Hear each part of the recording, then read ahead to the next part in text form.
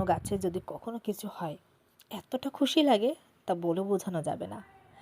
তো আমি এই ড্রাগন গাছটা আমি গত 2 বছর আগে লাগিয়েছিলাম, ছোট্ট একটা ডাল ছিল সেখানে। তো সেটা লাগিয়েছিলাম, তো 2 বছর পরে দেখো আমার গাছে এই প্রথম কিন্তু ড্রাগন হয়েছে। তো এই কিন্তু প্রথমটা, এর আরও অনেকগুলোও হয়েছে, এখনও সেগুলো পাকেনি, কিন্তু এটা কিন্তু প্রথম জাস্ট আজকে। তাই আমরা কিন্তু বিকালবেলায় এটাকে কেটে আনলাম। ভীষণ খুশি, কিন্তু ভীষণ খুশি, মনটা খুশিতে সত্যি ভরে ওঠে। নিজের হাতে লাগানো গাছে যখন ফল বা অন্য কিছু মানে যাই হোক না কেন কিছু হয়, ভীষণ ভীষণ খুশি লাগে। আমার তো ভীষণ আনন্দ হচ্ছিলো, তার থেকে আমার থেকে বেশি এক্সাইটেড ছিল আমার মেয়ে।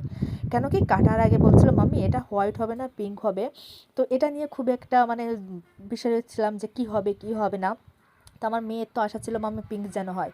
তো যখন ফলটাকে কাটার পরে দেখলাম সত্যিই পিঙ্ক হয়েছে, তখন তো খুশির সীমানাই রইলো না। না আমার মেয়ে তো তখন ভীষণ খুশি যে মাম্মি আমি চেয়েছি পিঙ্ক এবং হয়েছেও পিঙ্ক। তো ভীষণ খুশি হয়েছিল। তো কাটার পরে দেখছি দেখো কি সুন্দর জুসি হয়েছে। তো বাড়িতে তো আমাদের আরও বাচ্চা কাচ্চা আছে, তো ওদেরও অর্ধেকটা আর আমার মেয়েকে অর্ধেকটা কেটে দিলাম, কারণ এটা প্রথম হয়েছে। এরপরে যখন হবে তখন সবার সঙ্গে শেয়ার করব। ভালো থেকো সবাই, খুব খুশি কিন্তু আজ আমরা।